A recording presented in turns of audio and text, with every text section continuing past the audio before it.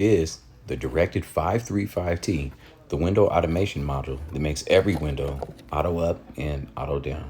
We have the owner's manual, we have the power harness, and we have the actual window relay circuit harness and the brain unit here in the plastic. The dip switches on the side program the module for 2 or 4 window control. So for 4 window up and down, I'm going to need 2 modules. As you'd expect, the manual shows a diagram of how all the wires need to be installed, as well as the positioning of the dip switches. I'm going to be adding this system to a Yukon Denali so that way you can roll the windows up and down at your convenience from the remote to keep the vehicle's interior cool and be able to roll them up if it's any type of rain or to keep the vehicle secure.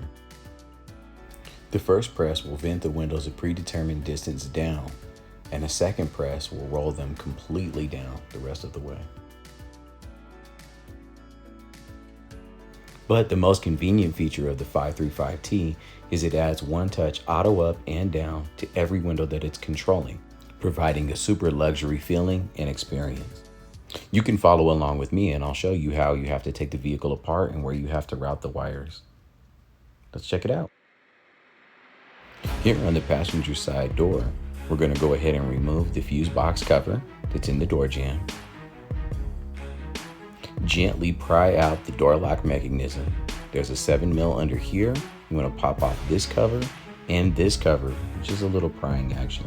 Here you can see the 7mm hidden behind the door lock. On the back of the window switch, you want the top plug with the brown, orange, blue, and black 4-pin wiring connector.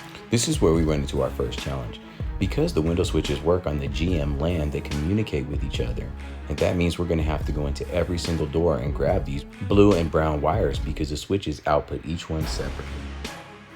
It's not going to be a problem because each switch has the exact same plug on the top of it, so it's easy to find and easy to tap into.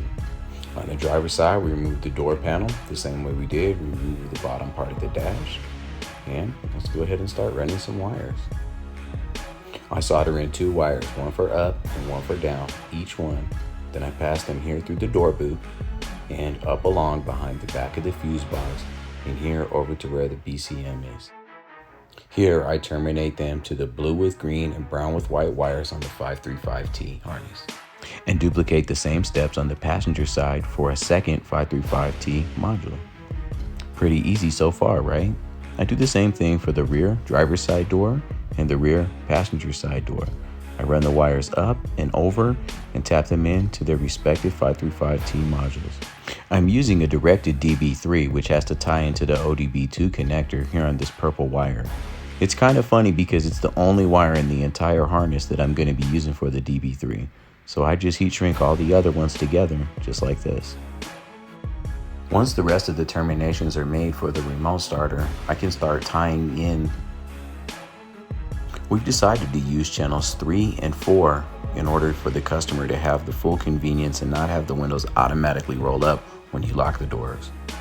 This 535T is mounted securely in the passenger side kick with its wiring harness running back to the passenger's rear door. Here you can see that smooth one-touch operation even from the rear door switch. The window seamlessly goes all the way down and then with just a touch goes all the way back up. That's nice from a rear door switch. Well, there you have it, the beauty of the alarms and the simplicity that they can offer. I've always wondered if alarm videos would be a little bit too dry for the channel they have for content, but I guess somebody might be able to find it useful. I do so many of them and I get so many requests. I'm sure somebody's trying to do these things, and I know sometimes they're head scratchers even for me. So I hope I'm able to help out, and if there's any other questions, let me know. I'm always around to do any kind of tech support or troubleshooting. If I can help you out, I'm here. I've been patiently working on a video animation to show some of the mathematical equations that you can use to solve for how to tune a speaker box in order to fit properly in a vehicle, and so that way you can get the best possible sound output when you're building the box and tuning the port, so that way it sounds perfectly to the vehicle's interior. I'm going to show you some of the tools that we use and some of the mathematical equations that just really have worked well for me in the past.